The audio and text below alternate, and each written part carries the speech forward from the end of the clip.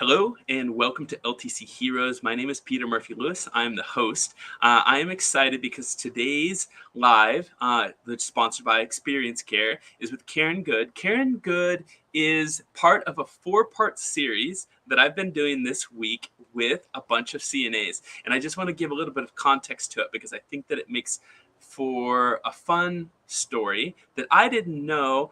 Almost all of the CNAs are from the same county that I come from. And Karen, first of all, welcome to LTC Heroes. Thank you. Thank you very much. So Karen and I were just speaking right before we jumped in. I said, "You're from Edgerton." Yeah, she said, "I'm from Edgerton." I said, "I don't know exactly where that is." She goes, "But I live in Paola." And I said, "Oh, well, I'm from Osawatomie." So Karen and I and essentially are neighbors from 7 miles apart.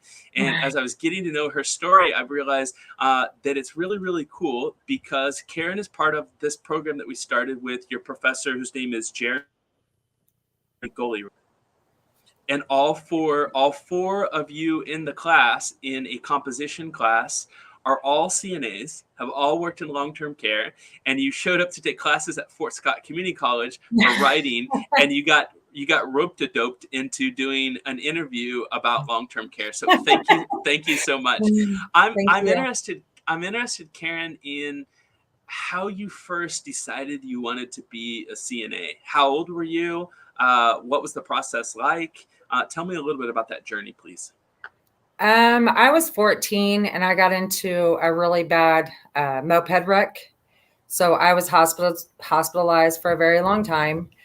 And being in there for several months, watching the nurses and taking care of me, I decided that I wanted to be one because I wanted to care for people and I didn't want them to be alone or felt like they were alone when their family couldn't be there with them. That meant a lot to me. That is a really, really cool story. Yeah. I mean, just having them hold my hand or coming in, just checking to see how I was, it meant the most. And I wanted to have that impact on people. I don't want them to be, injured and alone that's my reason. Do you remember anything specifically about that time in the hospital, about a specific nurse that took care of you or the environment? Do you remember anything specific? I bet emotionally that stayed inside of your body. So back at that time, they have now hair nets that you can wear and shampoo your hair. I was not able to get up. My leg was broken in half and I had 3 toes that were ripped off at the time. So I was bedridden and my hair, being a teenager, I really wanted it washed. And there was a nurse that took the time to get a bucket, like one of the big old basins that we normally use. But she put that in the back of my hair and just took a cup and took the time to wash my hair for me and take care of me. And that meant a lot because, I did have friends that would come up once in a while, or my family. And just taking that extra moment to try to figure out how to help me feel good, that meant a lot to me. That really meant a lot. Where did you do your CNA training? In Olathe. Actually, I was a housekeeper, and trying to think of the nursing home that it was at. Can't think of it off the top of my head. Okay.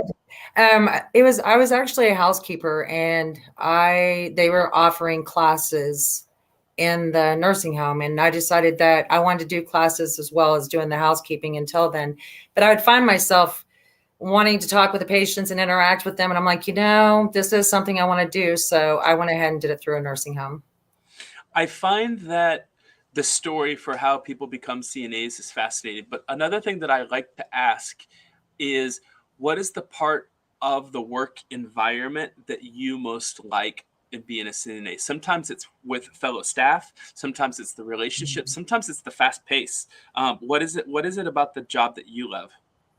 There's a lot. I love making a difference in someone's life and knowing when I go into the room, they're like, man, there's that smile. There's that sunshine that brightens my day, just to make a difference and to show them that they are loved and cared for. That my reward is that hug or the pat on the hand or, being able to see them again tomorrow or what have you. But the biggest is just being able to take care of them. That's not to really make friends. If I make friends, that's great. but somebody who's going to take care of the people the way I care about them, I will respect and then become friends with. So it's more about So the patients. that's I love that answer because it's an easy segue into, you remember someone specifically taking the time to help you shampoo your hair when you were in the hospital. That simple thing. I know, now I'm gonna flip it on you. Do you have a Okay. specific memory where you were the caregiver and something you did impacted someone in the way that they responded to you or told you or touched you or looked at you, was like, oh, that happened to me when I was 14 and I just returned the favor? Actually, I did return the favor to a woman who was bedridden on one of the sand beds and was not able to move around. And off the top of my head, I did the same thing for her with shampooing her hair and her whole family. I mean, I'm still even friends with them. Her daughter still asked me to come and work for her at a facility that she has now, just from that small, taking that time in that moment. But there's thousands of stories. I've done this so long that I can't even just say that there's just the one, I mean, I had the hard-headed ones that never wanted to talk to you, that I would constantly persist. And I finally had like a gentleman saying, boy, you just don't give up, do you? And we end up becoming the best of buds. It's just, I don't know. There's a lot. How long have you been a CNA? 30 years. Wow, that's amazing. What you've seen our industry go up and down. Right. You've obviously been through COVID in the last 2 years. Yes. What do you have to say to the CNAs who have been through the last 2 years and stuck it out? There's a lot of people who have left, but you have a lot of peers who haven't left. What do you Right. think about them? What do you think about their grit and their ambition and their drive? I know it's tiring. It's very tiring because being sheltered away, kind of secluded and having to be confined, it's very hard because we can't go in there and give those hugs and that personal one-on-one. So, I mean, going home and crying yourself or just trying to sympathize with the families, but pushing through because this is like a trying time. And I mean, one of the biggest trying times ever, I just not to give up, I mean, there's hope around the corner. They still need you regardless, even that smile or, the friendly gesture, it means a lot to people. I would want that if it was me, Karen, you've been a CNA for 30 years. I think you have you must have a good thermometer for what makes a good DNA of a good CNA. What in your opinion, when someone's gonna shadow you and they are gonna learn from you, what's the type of CNA that you like? I want one that's going to take the extra moment to talk with them. Um, I to take the moment to talk with them. But I mean, the biggest thing is, and I don't think anybody really realizes that, is that they do depend on us. If you say you're going to be back in 5 minutes, to me, it is very important that if I tell you I'm going to come back, I am going to make a point, even if I'm busy, and I'll be like, I haven't forgot you. I will be there. I think just to have the heart and relate to where they're coming from, because for me, I'm like, these people worked hard their whole lives too. They're human beings and they might not have family here, and all they have to depend on is you. Their home's been wiped away. This is their home now. And yeah, you're going to have some that are hurt or grumpy or, or upset, but just taking that moment just to sit there and talk to them, I mean, it goes a long, long ways, and there's certain people, patients, that are picky, like, I want that hot wash rag. Well, that's respect. You should give a hot wash rag to wash your face. Just those little things. If you remember what your patients like and what they love, you're going to make your day easier, and you're going to let them know that you do care, and you're wanting to be there to make a difference. You've spent time in long-term care and in acute.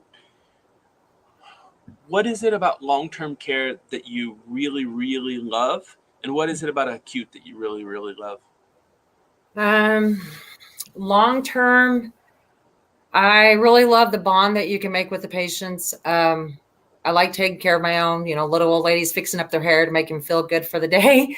It just, that moment, they're like, if their family comes in, they look good. And to have that friendship and that bond and let them know that I am there and that I do care. They're my mother, my father, my brother, my sister, you know, my grandparents. I mean, they're family to me. And so that's a reflection of me. To me, what my patients look like and how happy they are, that's a reflection of who I am. So I do love long-term care for that reason. I do like acute because of the fast pace. But in a sense, I love it because the fast pace and the action and learning so much more, but I don't love it because you really don't get to know them as much as you would, you know, doing long term, if that makes sense. Mhm. Yes. You in your specific class, I've already mentioned in the English comp class that you are in with Professor Goli. The majority of the students are really young. I interviewed Lydia, who's 16 and just became a CNA. How do Yeah. you feel when you see that there's a younger generation that are coming into healthcare, coming into long-term care? I'm actually really excited about that because I feel I wonder what their story is. What, you know what I mean? Like what made you want to be there? And I feel even like the shy ones, I won't Mm-hmm. mention, I feel like the shy ones, they're going to make a really good impact on the patients, the long-term patients. But they will also help that person grow and come out of their shell, you know, the love. And I think it's great that people are still out there that want to go and become a CNA or a nurse. That, I mean, it's a life rewarding job. I feel it's my Is passion. is there anything about the job that has created or affected or influenced your personality? I think it makes me a little bit more tenderhearted and take the time to listen, and being out in the world, whether it's the store or down the road, you know, to try to understand why a person is doing what they're doing. You know, just everybody has a story, everybody has a reason. It takes me to step back and just kind of look and view to see, you know, why maybe that person is being that way. Maybe they just need a smile. Maybe they just need a hand. You know, I don't know. If you, this is kind of, I think this is my question, looking for your wisdom. I just became a CNA recently, almost like all of your classmates. In a couple months ago. What's your advice for future CNAs? Hmm. My advice would be to realize that the person there does not necessarily want to be where they're at. So to understand that and try to make it as home as you possibly could, even if they're grumpy or angry, it isn't at you. Do not take it personally. It's the situation that they're in that they might not want to share with you at that time. But as time goes on and you build a relationship with them, you'll hear their story. Always remember when you get that wash rag to make it warm because that's respectful. And to make sure that when you say that you're going to come back, because I found like at different facilities that I had gone to, I would have a patient going, "You're not going to come back. I just know you're not," you know, or the ones that are just maybe yelling all the time. Just go in and just say, "Hey, I'm still here." You know, just remind them that somebody's there. They might not be able to verbalize, but just that hand touch goes a long ways, you know, just to let them know that you're there. I had one lady that used to yell all the time about praying, you know, just she thought God forsake her. And I just got down on my knees one day and prayed with her, and she was like, wow, that meant a lot. And we had a great bond from there. Just, I don't know, just kind of look at people, stand back and look at the whole situation. Don't take it personally. People are going to yell. People are going to call you names. You just can't take it personal. Just try to figure out why. You know? Karen, And that was value bomb. That was amazing advice. thank you. I'm really excited to see this project come together. You know, I interviewed Shelby and Rachel and Lydia, and now you, Karen. I'm excited. that the opportunity to meet all of you, and thank you all for participating. I look forward to following you guys' project, and thank you so much for being an inspiration right now in an area when long-term care needs more CNAs. I hope this journey of 4 young females from Eastern Kansas and how they became CNAs will inspire some others, even if it's in a state nearby or on the coast. Thank you so much, and have a great week. Thank you very much, Peter. It was great talking Bye. with you. Bye.